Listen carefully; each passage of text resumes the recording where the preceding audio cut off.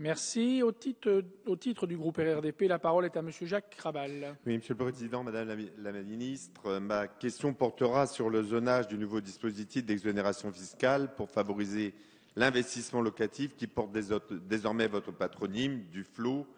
Oui, il fallait prolonger et améliorer l'ancien dispositif Cellier pour des raisons à la fois économiques et sociales, avec des loyers 20% en dessous de la moyenne du marché et des plafonds de ressources pour les locataires. Votre dispositif est orienté par une boussole sociale. Il va aussi encourager économiquement le secteur du bâtiment en difficulté aujourd'hui. C'est une bonne chose pour l'emploi, priorité majeure du gouvernement.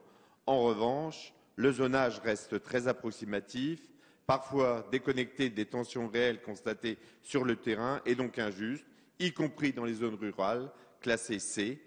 Pour citer un exemple, dans ma circonscription, tous les indicateurs de l'INSEE à travers les éléments démographiques et tous les acteurs socio-professionnels, bailleurs, associations, locataires, propriétaires, artisans du bâtiment, sont unanimes pour confirmer qu'il y a des tensions sur le marché locatif et reconnaissent que la palette de l'offre locative est très incomplète.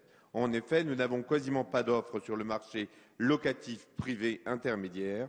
Loin de moi l'idée d'amplifier des effets indésirables connus avec des immeubles sortis de terre et quasiment vides dans des zones sans tension, mais nous avons le devoir d'améliorer la pertinence du zonage pour répondre à une demande effective, comme par exemple dans le sud de l'Aisne, sur les territoires de Château-Thierry et de Villers-Cotterêts.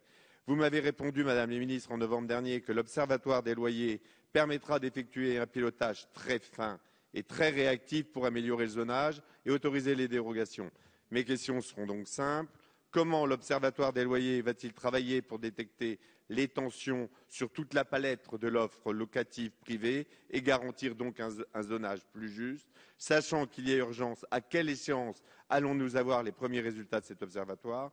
Et enfin, comment pourrait-on justifier l'interdiction des dérogations pour les zones rurales classées C où des tensions sont avérées? Alors, je ne peux pas résister, pour terminer, en citant Jean de La Fontaine. Madame la Ministre, entre territoires ruraux et territoires urbains, faisons cette citation de Jean de La Fontaine dans la fable « L'âne et le chien ».